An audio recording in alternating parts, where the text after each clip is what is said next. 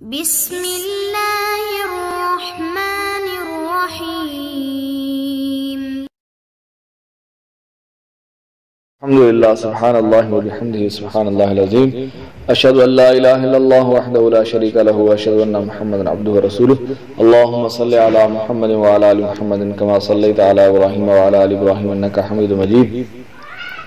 اللہم بارک علی محمد وعلی آل محمد کما بارکت علی ابراہیم وعلی آل ابراہیم انک حمید مجید. اما بعد،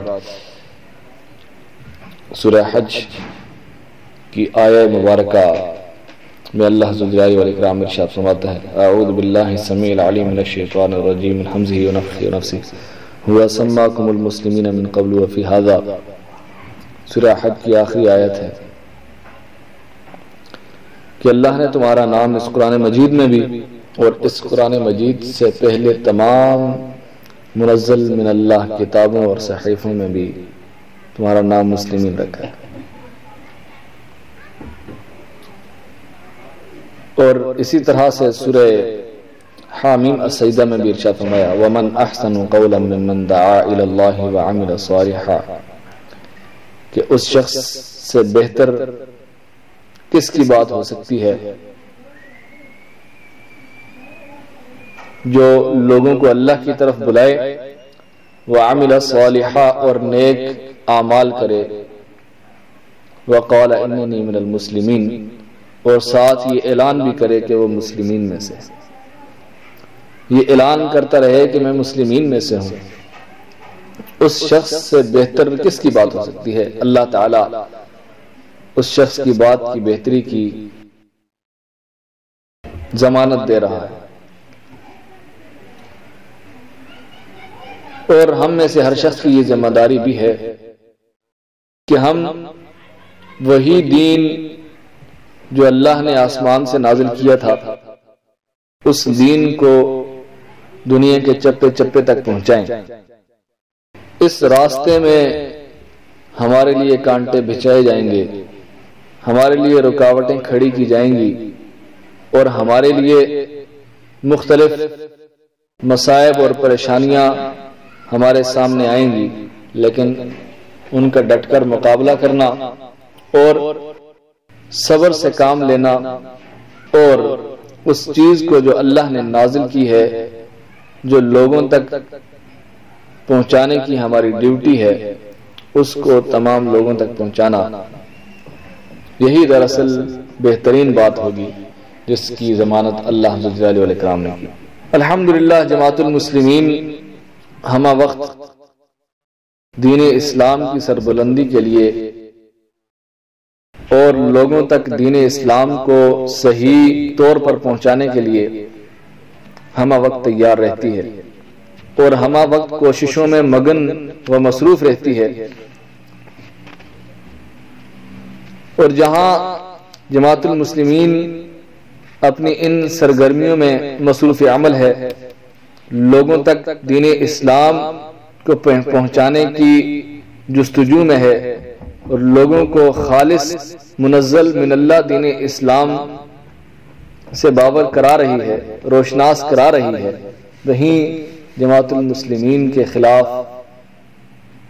ہر فرقے اور ہر طبقے اور ہر مکتب فکر کی طرف سے محاذ آرائی کی جاتی ہے اور ایسے سنگین الزامات عائد کیے جاتے ہیں کہ جن کا جماعت المسلمین سے دور کا واسطہ بھی نہیں. اس وقت میں انجینئر محمد علی مرزا صاحب کے الزامات کی تردید کرنے کی کوشش کروں گا قرآن و حدیث کی روشنی میں. جماعت المسلمین کی طرف سے اللہ تعالیٰ سے دعا گو ہوں کہ اللہ تعالیٰ میری مدد فرمائے اور میری زبان سے حق کہنے کی مجھے توفیق عطا فرمائے. اور مرزا محمد علی جہلمی صاحب جو ہیں، انہوں نے جماعت المسلمین پر 3 سنگین قسم کے الزامات عائد کیے ہیں. میں ہر ایک الزام آپ کے سامنے ان کی زبانی پیش کروں گا تاکہ کسی کے ذہن میں یہ بات نہ بیٹھ جائے کہ یہ الزامات بھی میں اپنی طرف سے پیش کر رہا ہوں.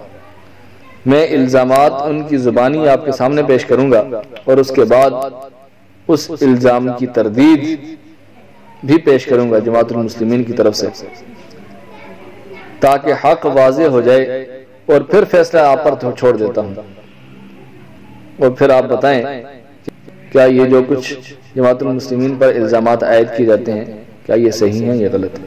فیصلہ آپ پر ہے۔ پہلا الزام آپ ان کی زبانی ان سے سنیے۔ جماعت المسلمین کی طرف سے شاید سوال ہے اگلا۔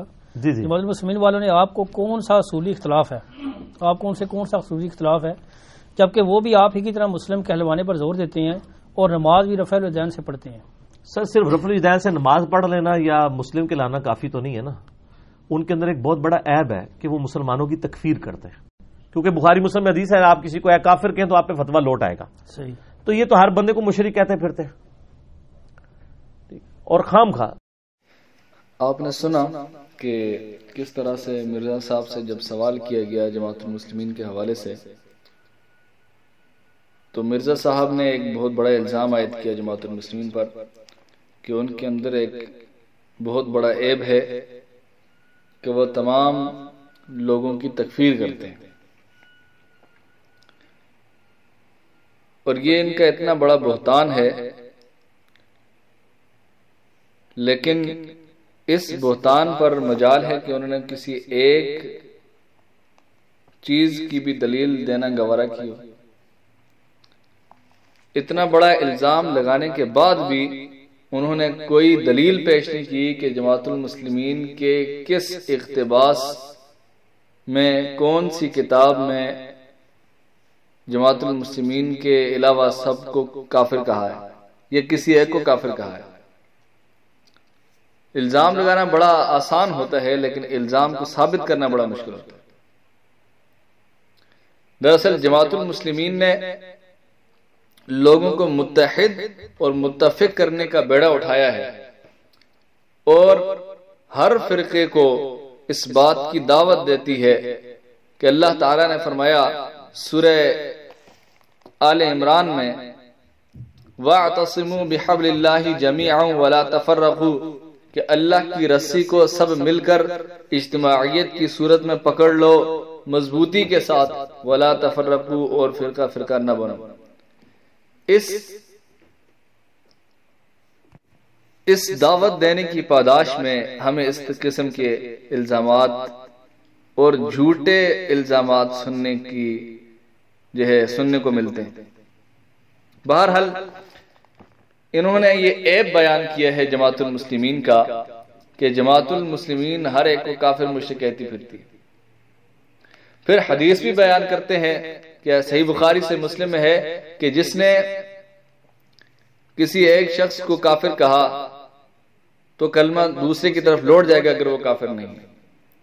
گویا کہ ہم نے سب کو کافر کہا ان کے کہنے کے مطابق، اب دوسرے سارے کافر نہیں ہیں تو لہٰذا جب وہ کافر نہیں تو جماعت المسلمین کافر ہے۔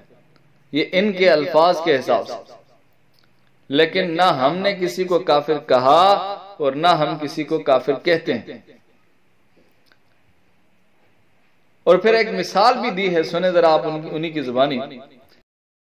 اب داڑھی منڈانا عورتوں کی مشابہت ہے، کیونکہ عورتوں کی داڑھی نہیں اگی بھی، مردوں کی اللہ نے اگائی ہے۔ تو کیا میں کسی داڑھی مونڈنے والے شخص کو کہوں گا لانتی؟ میں یہ تو کہہ سکتا ہوں کہ یار داڑھی منڈانا اللہ کی لعنت کا سبب ہے، اس سے اوائڈ کرو، لیکن اس کی بجائے میں کہہ دوں یہ ہے ہی لانتی، یہ ہے ہی لانتی، یہ لانتی، تو غلط ہو گیا نا۔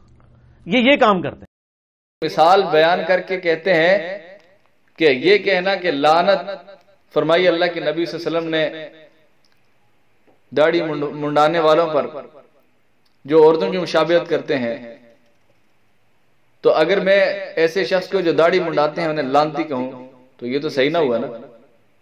تو جب ایک طرف ہمیں کافر قرار دے رہے ہیں اور دوسری طرف خود اپنی صفائیاں پیش کر رہے ہیں کہ میں نے کسی کو کافر میں کسی پر الزامات عائد نہیں کرتا، بڑی عجیب بات ہے۔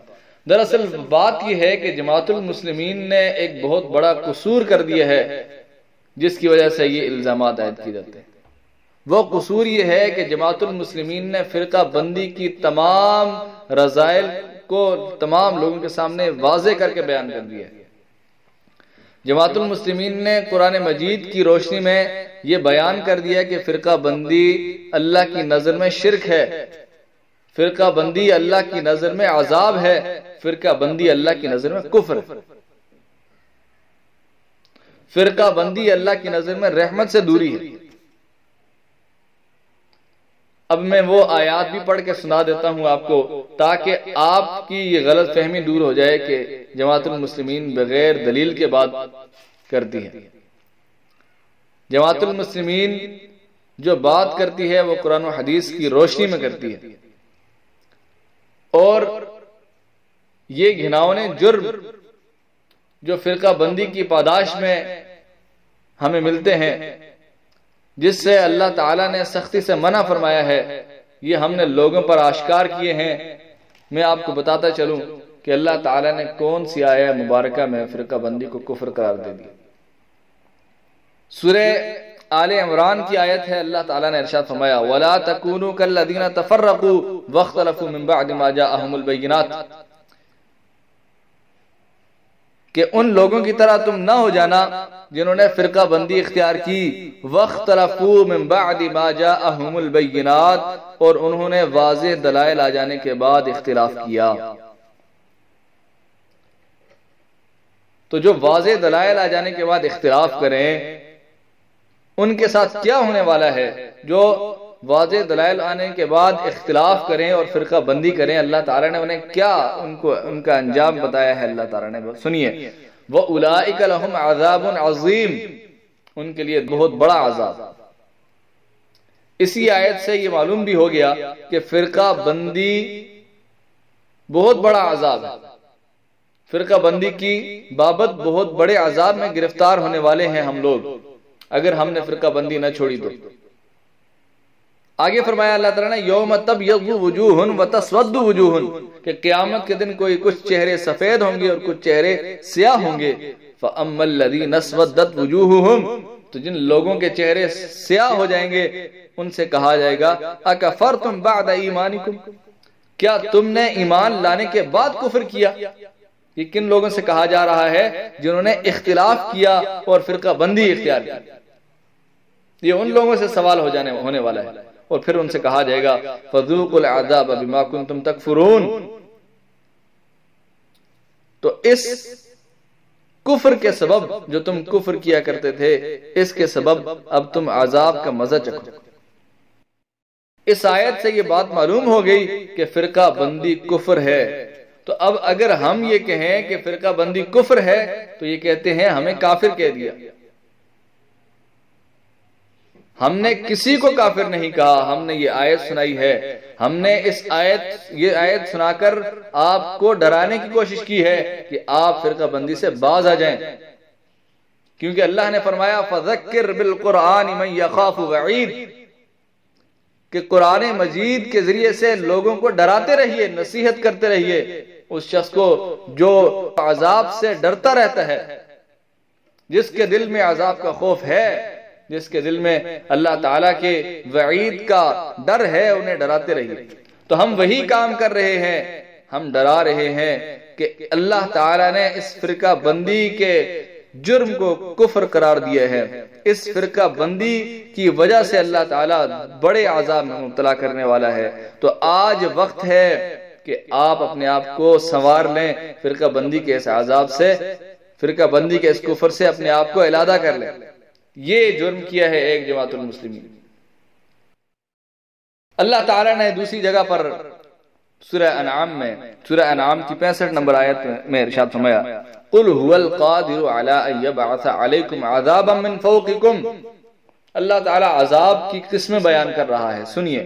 اللہ نے فرمایا اے رسول آپ کہہ دیجئے کہ اللہ اس بات پر قادر ہے ان یبعث علیکم عذابا من فوقکم، کہ اللہ تم پر تمہارے اوپر سے عذاب نازل کر دے، او من تحت ارجلکم او یلبسکم شیعا ویذیق بعضکم بأس بعض، یا وہ تمہیں تمہارے نیچے سے عذاب بھیج دے یا تمہیں گروہوں میں تقسیم کر دے۔ اللہ نے 3 قسم کے عذاب گنوائے ہیں۔ پہلا عذاب کہ آسمان سے اللہ تعالیٰ عذاب نازل کرے، بارش کی صورت میں یا پتھروں کی صورت میں یا جس صورت میں بھی۔ دوسرا عذاب او من تحت ارجلکم، یا تمہارے پیروں کے نیچے سے عذاب بھیج دے، زمین پھٹ جائے، لوگ اس میں دھس جائیں، یا زلزلہ آئے اس کی وجہ سے لوگ جو ہے ہلاک ہو جائیں، او یلبسکم شیعا، یا وہ تمہیں گروہوں میں تقسیم کر دے، فرقوں میں بٹا دے، فرقوں میں بٹ جاؤ تم لوگ، وَيُذِيقَ بَعْضُكُمْ بَأْسَ بَعْضًا، پھر تمہیں آپس میں ایک دوسرے کے ساتھ لڑائی کا مزہ چکھائے۔ پھر بھی یہ کہیں کہ جماعت المسلمین نے غلط کہا تو یہ ان کی بہت بڑی غلط سوچ ہے۔ جماعت المسلمین نے تو صرف آیت بیان کی ہے، جماعت المسلمین نے آیت بیان کر کے تم لوگوں کو ڈرایا ہے کہ آپ لوگ یہ جو فرقہ بندی کا عذاب ہے اس سے چھٹکارا حاصل کر لو۔ یہ جرم ہے جماعت المسلمین کا، جس جرم کی پاداش میں انہیں تکفیری جیسے گناونے الزامات کا سامنا کرنا پڑتا ہے۔ اللہ تعالیٰ نے سورہ انعام میں ہی ارشاد فرمایا، سورہ انعام کی 159 نمبر آیت، فرمایا ان الذین فرقوا دینہم وکانوا شیعا، جن لوگوں نے فرقہ بندی اختیار کی، اپنے دین کے ٹکڑے ٹکڑے کیے، وکانوا شیعا، اور گروہوں میں تقسیم ہو گئے، لست منہم فی شیء، اے رسول آپ کا ان سے کوئی تعلق نہیں، انما امرہم الی اللہ، ان کا معاملہ اللہ کے حوالے ہے، ثم ینبئہم بما کانوا یفعلون، پھر اللہ تعالیٰ ان کو بتائے گا جو یہ اعمال کیا کرتے تھے، جو کام انہوں نے کیے ہیں اللہ تعالیٰ ان کو بتائے گا۔ یہ آیت ہے بیان کر رہی ہے فرقہ بندی کے نتیجے میں اللہ تعالیٰ نے محمد الرسول اللہ صلی اللہ علیہ وسلم کا تعلق ختم کر دیا۔ تو کیا آپ کو فرقہ بندی زیادہ عزیز ہے یا محمد الرسول اللہ صلی اللہ علیہ وسلم کا تعلق زیادہ عزیز ہے؟ فیصلہ آپ کے ہاتھ میں ہے۔ یہ نہ کہیے گا کہ جماعت المسلمین نے ہمیں یہ کہا، یہ اللہ تعالیٰ کا فرمان ہے۔ تو لہٰذا اگر آپ کو محمد الرسول اللہ صلی اللہ علیہ وسلم کا ساتھ چاہیے، محمد الرسول اللہ صلی اللہ علیہ وسلم کی شفاعت چاہیے، تو پہلے ان سے تعلق جوڑنا ہوگا، اور تعلق جوڑنے کے لیے آپ کو فرقہ بندی سے خود کو آزاد کرنا ہوگا، ایک امت بن کے رہنا ہوگا، جس طرح اللہ تعالیٰ نے ارشاد فرمایا فرقہ بندی جیسی لعنت، اللہ تعالیٰ نے ارشاد فرمایا وَلَوْ شَاءَ رَبُّكَ لَجَعَلَ النَّاسَ أُمَّةً وَاحِدًا، اگر اللہ چاہتا، یہ سورہ ہود کی آیت نمبر ہے 118، اللہ نے فرمایا وَلَوْ شَاءَ رَبُّكَ لَجَعَلَ النَّاسَ أُمَّةً وَاحِدًا، اگر اللہ چاہتا، آپ کا رب چاہتا تو تمام لوگوں کے ایک امت بنا دیتا، لیکن اللہ تعالیٰ کسی پر زبردستی دین مسلط نہیں کرتا۔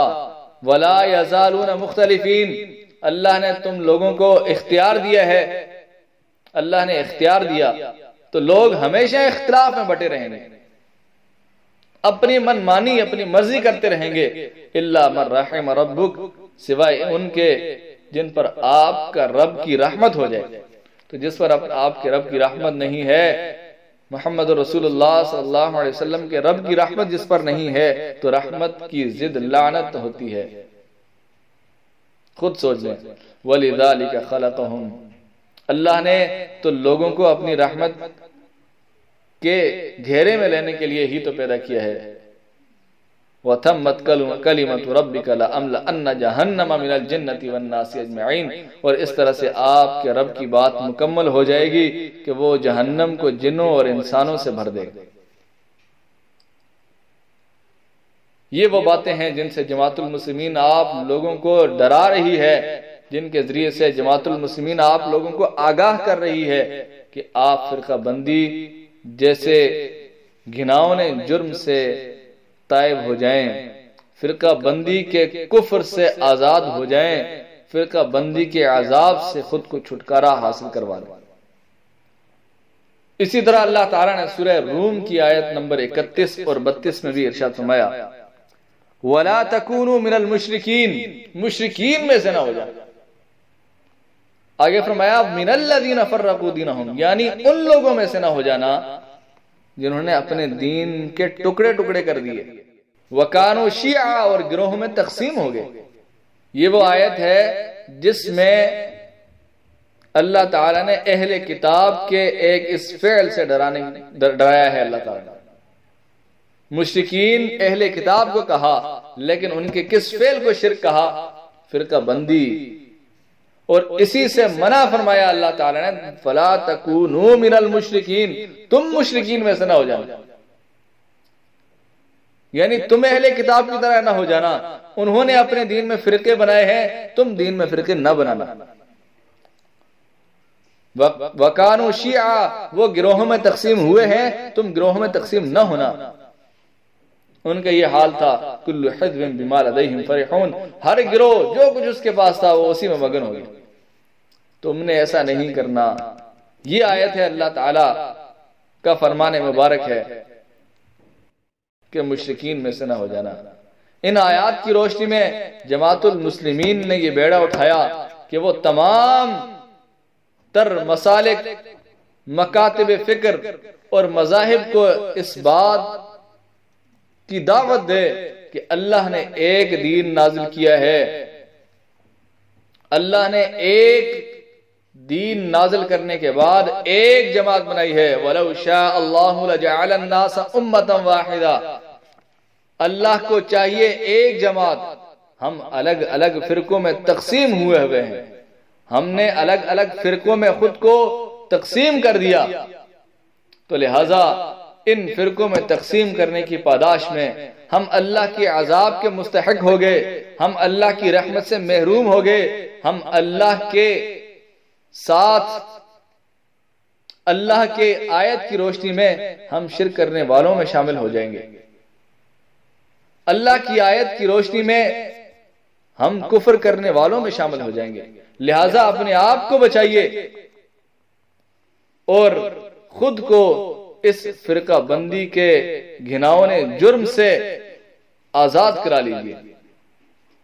یہ جرم ہو گیا ہے جماعت المسلمین سے، جس کی وجہ سے جماعت المسلمین پر اس قدر سنگین الزام عائد کیا جاتا ہے کہ جماعت المسلمین کو تکفیری قرار دیا جاتا ہے. جماعت المسلمین سے کہا جاتا ہے کہ یہ ہر ایک کو کافر مشرک کہتے پھرتے ہیں، جبکہ آپ ان کی کتابیں اٹھائیں انہوں نے جو جماعت المسلمین کے خلاف لکھی، مختلف مکاتب فکر کی، یہاں تک کہ مسلک حنفی کے علماء جو ہیں انہوں نے اپنی کتابوں کے آخر میں اپنے علماء کے فتوے لکھے اور کہا یہ جماعت المسلمین کافر ہے. یقیناً آپ کے پاس کوئی ثبوت نہیں ہے. جماعت المسلمین پر اس الزام کا بھی آپ کے پاس کوئی ثبوت نہیں کہ جماعت المسلمین کسی کو کافر کہتی ہے. بس جماعت المسلمین کا یہ جرم ہے کہ جماعت المسلمین نے ہر اس فعل کو جو فعل کفر کی طرف لے جاتا ہے اس کی نشاندہی کی، ہر اس فعل کو جو فعل شرک کی طرف لے جاتا ہے اس کی نشاندہی کی. یہ کفر نہیں ہوتا.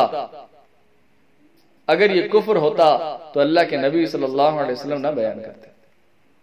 بہرحال انہوں نے دوسرا جو الزام ہم پر عائد کیا وہ سنیے ان کی زبانی.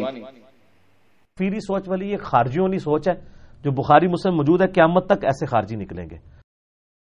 آپ نے سنا کہ مرزا صاحب نے ہم پر جو دوسرا یہ جو الزام لگایا ہے کہ یہ خارجی ہیں، ان کی خارجیوں والی سوچ ہے. اور صحیح بخاری سے مسلم کی حدیث ہے ان کے بقول، جبکہ مجھے صحیح بخاری سے مسلم میں نہیں ملی. یہ ہی خود وضاحت کر دیں گے کہ صحیح بخاری سے مسلم کی کون سی کتاب میں موجود ہے. کہتے ہیں کہ بخاری مسلم میں ہے قیامت تک خارجی نکلتے رہیں گے. یہ ان کے الفاظ. اب آگے چلتے ہیں تھوڑا سا. ان کے ایک اور آڈیو کلپ میں آپ سنیں گے. آپ کے سامنے آڈیو کلپ بھی پیش کر دیتا ہوں. یہ کہتے ہیں کہ خارجیوں نے علی رضی اللہ عنہ کے خلاف جنگ کی اور علی رضی اللہ عنہ نے ان کا جنازہ بھی پڑھا. علیہ السلام نے ایز اے لاسٹ ریزارٹ ان کے ساتھ قتال بھی کیا جب انہوں نے مسلمانوں کو قتل کرنا شروع کیا. لیکن آپ اہل سنت اہل تشیع دونوں کی تاریخ کی کتابیں اٹھا کے دیکھیں, مولا علی نے ان کے جنازے بھی خود پڑھائے ان خوارج کے جو مولا علی کو کافر کہتے تھے. پھر جب ان سے سوال ہوا کہ کون سی دلیل ہے آپ کے پاس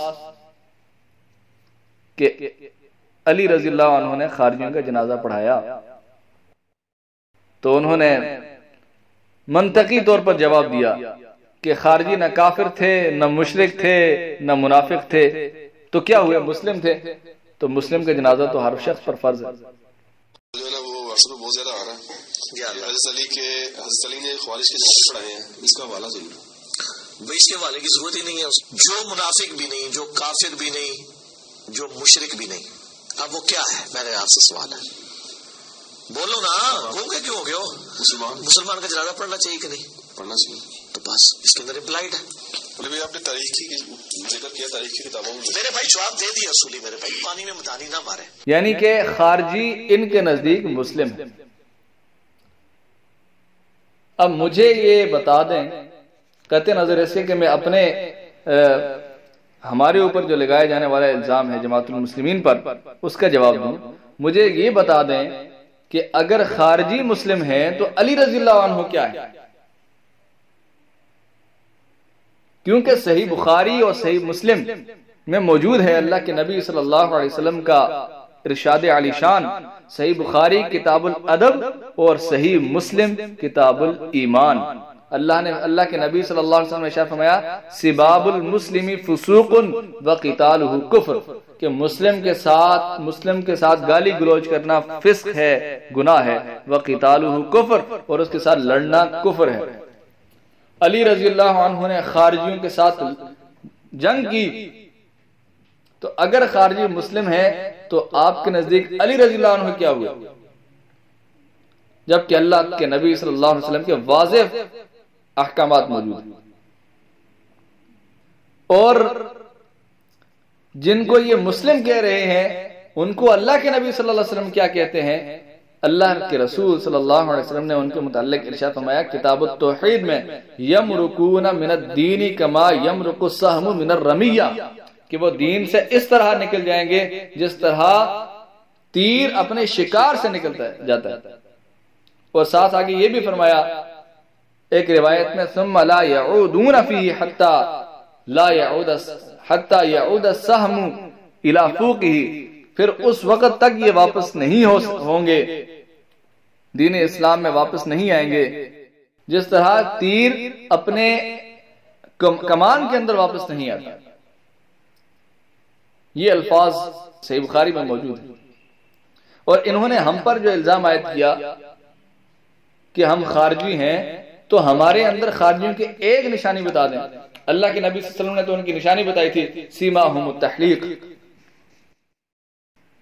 ان کی نشانی یہ ہے کہ وہ سر مڈاتے ہوں گے. دوسری نشانی یہ کہ وہ چھوٹی چھوٹی باتوں پر کفر کے فتوے لگائیں گے. ہم نے تو کسی پر کفر کے فتوے نہیں لگائے, لیکن آپ نے 12 صحابہ کو نعوذ باللہ ثم نعوذ باللہ منافق قرار دیا. آپ نے معاویہ رضی اللہ عنہ کے خلاف میدان جنگ بنایا ہوا ہے. کہیں آپ یہ سمجھیں کہ میں غلط بیانی کر رہا ہوں تو آپ انہی کے کلپ سن لیجئے کہ نبی صلی اللہ علیہ وآلہ وسلم نے فرمایا میرے صحابہ میں 12 منافق ہیں. فی اصحابی, میرے اصحابہ میں 12 منافق ہیں. بخاری مسلم میں جو حدیث ہے کہ میرے حوضے کوثر پہ ایسے لوگ لائے جائیں گے جن کو میں پہچانوں گا, وہاں پہ بھی الفاظ ہیں اصحابی اصحابی, یہ میرے صحابہ ہیں.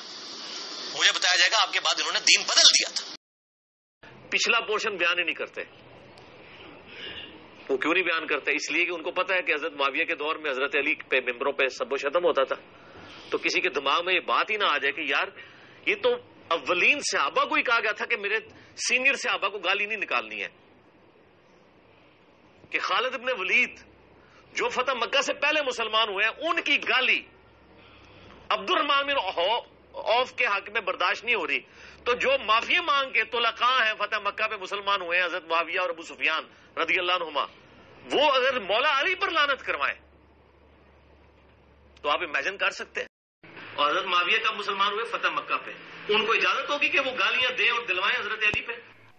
صحابہ منافق ہو گئے. جو شخص صحابہ اکرام کو منافق کہتا ہے اس کی کیا حیثیت ہے؟ خلیفۃ المسلمین امیر المؤمنین معاویہ بن ابی سفیان رضی اللہ عنہ کو یہ کہتے ہیں کہ وہ جہنم کی طرف بلانے والے گروہ میں تھے. اس قدر کمزور ترین عقیدے کے مالک ہم پر یہ الزام عائد کرتے ہیں کہ ہم خارجی ہو گئے. خارجی تو وہ تھے جنہوں نے صحابہ اکرام پر کفر کے فتوے لگائے تھے، اور اس کے بعد آپ نے 12 صحابہ کو منافق قرار دیا. اب آپ فیصلہ کریں کہ جنہوں نے صحابہ اکرام رضی اللہ عنہم پر تمام لگائے گئے الزامات کو دلائل کے ساتھ ثابت کیا کہ وہ تمام کے تمام الزامات جھوٹے ہیں. انہوں نے جو اپنے کتابوں میں واقعات پیش کیے کہ صحابہ اکرام آپس میں دست و گریبان ہو جایا کرتے تھے. جماعت المسلمین نے یہ ثابت کیا کہ صحابہ اکرام اللہ تعالی کے آیت کی روشنی میں رحماء بینہم آپس میں بڑے رحیم تھے. اللہ تعالیٰ کی آیت کی روشنی میں وَأَلْزَمَهُمْ كَلِمَةَ التَّقْوَى وَكَانُوا أَحَقَّ بِهَا وَأَهْلَهَا، کہ اللہ تعالیٰ نے ان کے دلوں کے اندر تقوی کو مضبوط کر دیا تھا، سورہ حجرات، اور وہ اس کے سب سے زیادہ حقدار تھے اور اس کے اہل بھی تھے، اور وہ آپس میں بڑے رحیم تھے. اللہ تعالیٰ نے سورہ فتح میں بیان کر دیا رحماء بینہم، وہ آپس میں بڑے رحیم تھے. تو آپ کا یہ فرمانا کہ صحابہ اکرام آپس میں جنگیں کیا کرتے تھے یہ کسی صورت درست نہیں ہے. اور یہ آپ کا الزام ہم پر عائد کرنا کہ جماعت المسلمین والے خارجی سوچ والے ہیں، ہماری کوئی سوچ خارجی نہیں ہے. ہم نے کسی صحابی کو منافق نہیں کہا، آپ نے صحابہ کو منافق کہا. ہم نے معاویہ رضی اللہ عنہ پر لگائے گئے الزامات کی تردید کی، آپ نے کہا کہ وہ گروہ ہے جو جہنم کی طرف بلانے والا ہے. ہماری کتابیں اٹھا کے دیکھیں، آپ کو دلائل کے ساتھ یہ بات ملے گی کہ یہ وہ گروہ نہیں ہے. معاویہ رضی اللہ عنہ کاتب وحی ہیں جن پر آپ اتنا بڑا الزام لگا رہے ہیں.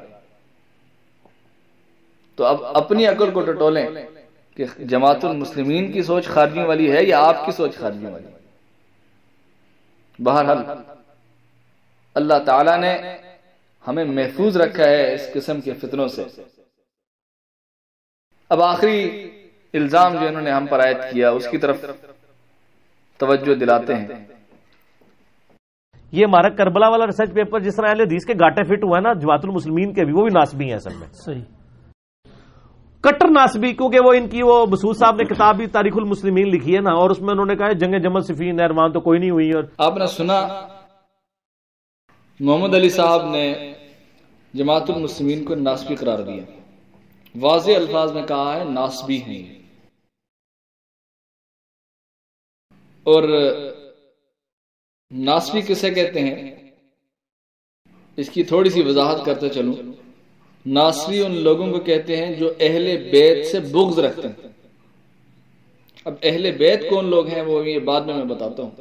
2 الفاظ آپ نے بڑے سنے ہوں گے، ایک رافضی اور دوسرے ناسبی. رافضی وہ لوگ ہوتے ہیں جو صحابہ کرام رضی اللہ عنہم سے بغض رکھتے ہیں، یعنی علی رضی اللہ عنہ کے علاوہ تمام صحابہ سے بغض رکھتے ہیں. اور ناسبی وہ ہیں جو علی سے بغض رکھتے ہیں. یہ تھوڑی سی مختصر سی تعریف تھی.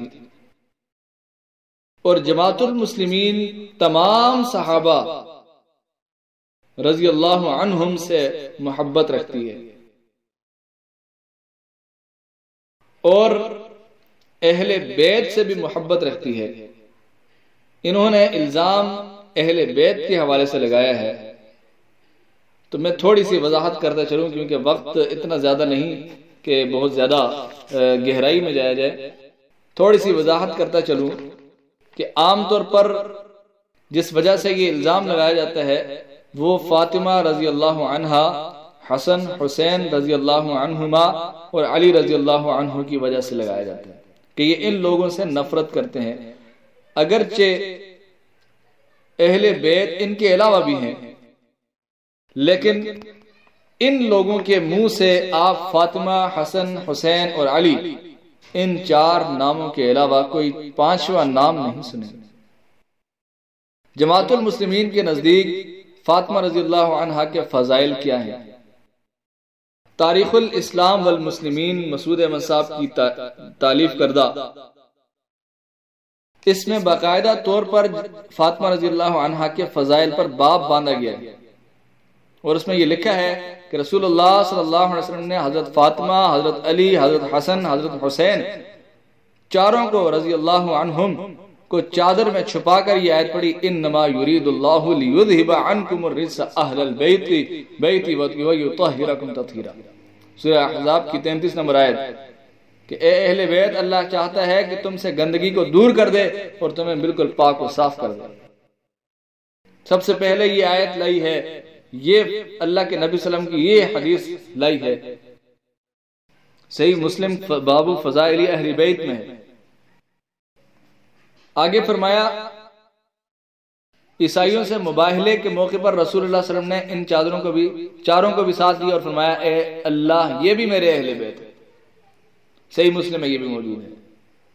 اب بتائیں کہ فاطمہ رضی اللہ عنہا، حسن حسین رضی اللہ عنہما اور علی رضی اللہ عنہ کو اہل بیت میں شامل کیا، اور فاطمہ رضی اللہ عنہا کی جو فضیلت بیان کی اللہ کے نبی صلی اللہ علیہ وسلم کی زبانی، وہ بھی اس کتاب میں موجود ہے۔ تاریخ الاسلام والمسلمین مختصر ہے، صحیح بخاری، صحیح مسلم قرآن مجید سے ماخوذ ہے، اس میں بھی فضائل لکھے ہوئے ہیں اہل بیت کے۔ فاطمہ رضی اللہ عنہا کی فضیلت میں حدیث لائے ہیں مسعود احمد صاحب، اللہ کے نبی صلی اللہ علیہ وسلم نے حضرت فاطمہ رضی اللہ عنہ سے فرمایا تم جنتی عورتوں کی یا مومنین کی عورتوں کی سردار ہو، اور فرمایا دوسری حدیث، یہ حدیث جو ہے صحیح بخاری اور صحیح مسلم میں ہے، اور دوسری حدیث بھی بیان کی صحیح بخاری کی، وہ بھی صحیح بخاری سے مسلم دونوں میں ہے، کہ اللہ کے نبی صلی اللہ علیہ وسلم فرمایا بے شک فاطمہ میرے جسم کا ٹکڑا ہے، میں ناپسند کرتا ہوں کہ اسے تکلیف پہنچے، جو تکلیف اسے پہنچتی ہے وہ مجھے پہنچتی ہے۔ یہ ہے حضرت رضی اللہ عنہ کے فضائل جماعت المسلمین کے نزدیک۔ اسی طرح حضرت حسین رضی اللہ عنہ کے فضائل بھی سن لیجئے، کہ اللہ کے نبی صلی اللہ علیہ وسلم نے ارشاد فرمایا کہ یہ دنیا میں میرے 2 پھول ہیں، یہ بات بھی تاریخ الاسلام والمسلمین میں موجود ہے۔ حسن رضی اللہ عنہ کے متعلق بھی یہی بات موجود ہے، اور حسن رضی اللہ عنہ کو خلیفہ بھی اسی کتاب میں لکھا ہوا موجود ہے، خلیفہ لکھا ہے مسعود احمد صاحب۔ حسن رضی اللہ عنہ کے متعلق بھی یہ حدیث ہو گئی، اور پھر اس کے بعد ابو بکر رضی اللہ عنہ کی حضرت حسن سے محبت کا اظہار بھی اس میں لکھا ہوا ہے۔ آپ کہتے ہیں کہ ہم ناسبی ہیں، ہم فضائل بیان کرنے والے ہیں، حسن حسین علی رضی اللہ عنہ کے، رضی اللہ عنہم، فاطمہ رضی اللہ عنہا کے۔ اب علی رضی اللہ عنہ کے فضائل بھی اس کتاب میں موجود ہیں، تاریخ الاسلام والمسلمین، مختصر ہونے کے باوجود۔ حضرت علی کی فضائل میں لکھتے ہیں وہ حدیث جو صحیح مسلم کتاب الایمان میں موجود ہے، باب حب الانصاری، رسول اللہ صلی اللہ علیہ وسلم نے ارشاد فرمایا علی سے محبت نہیں کرتا مگر مومن، اور علی سے بغض نہیں رکھتا مگر منافق۔ یہ ہیں فضائل علی رضی اللہ عنہ کے۔ علی رضی اللہ عنہ کی فضیلت میں ایک اور حدیث بھی لائے ہیں جو کہ صحیح بخاری اور صحیح مسلم میں موجود ہے۔ صحیح بخاری کتاب المغازی اور صحیح مسلم کتاب الفضائل میں باب من فضائل علی سعد رضی اللہ عنہ بیان کرتے ہیں کہ ایک دفعہ اللہ کے نبی صلی اللہ علیہ وسلم نے حضرت علی سے فرمایا کہ تم میرے لیے ایسے ہو جیسے موسیٰ علیہ السلام کے لیے ہارون علیہ السلام تھا، مگر ہاں میرے بعد کوئی نبی نہیں آئے گا۔ اسی کتاب میں اختصار کو ملحوظ رکھتے ہوئے اسی کتاب میں یہ بھی لکھا ہوا ہے کہ حضرت علی رضی اللہ عنہ عبداللہ بن عمر رضی اللہ عنہ کی نظر میں ان کی کیا اہمیت تھی، سعد بن ابی وقاص رضی اللہ عنہ کی نزدیک ان کی کیا اہمیت تھی، یہ فضائل میں لکھا ہوا ہے۔ اور یہ بھی حدیث موجود ہے اسی کتاب کے اندر، یہ جماعت المسلمین کا عقیدہ اہل بیت کے حوالے سے بتا رہا ہے۔ اللہ اور اس کے رسول کے محبوب حضرت علی رضی اللہ عنہ، اور دلیل یہ پہ بیان کی ہے صحیح مسلم سے، رسول اللہ صلی اللہ علیہ وسلم نے جنگ خیبر میں فرمایا تھا میں کل جھنڈا اس شخص کو دوں گا جو اللہ اور اس کے رسول سے محبت کرتا ہے اور جس سے اللہ اور اس کے رسول محبت کرتے ہیں، اور فرمایا رسول اللہ صلی اللہ علیہ وسلم نے جھنڈا علی کو عطا کیا۔ اب بھی یہ کہیں کہ جماعت المسلمین کے عقائد ناصبیوں کے جیسے ہیں تو یہ بہت بڑا الزام ہے۔ اب میں تھوڑی سی اور وضاحت کرتا چلوں، یہ محمد علی صاحب صرف اور صرف ان 4 افراد کو ہی اہل بیت کیوں کہتے ہیں؟ کیا یہ صرف 4 ہی افراد تھے اہل بیت میں؟ جبکہ اللہ کے نبی صلی اللہ علیہ وسلم نے تو ان کو چادر میں لپیٹ کر کہا یہ بھی میرے اہل بیت میں سے ہیں۔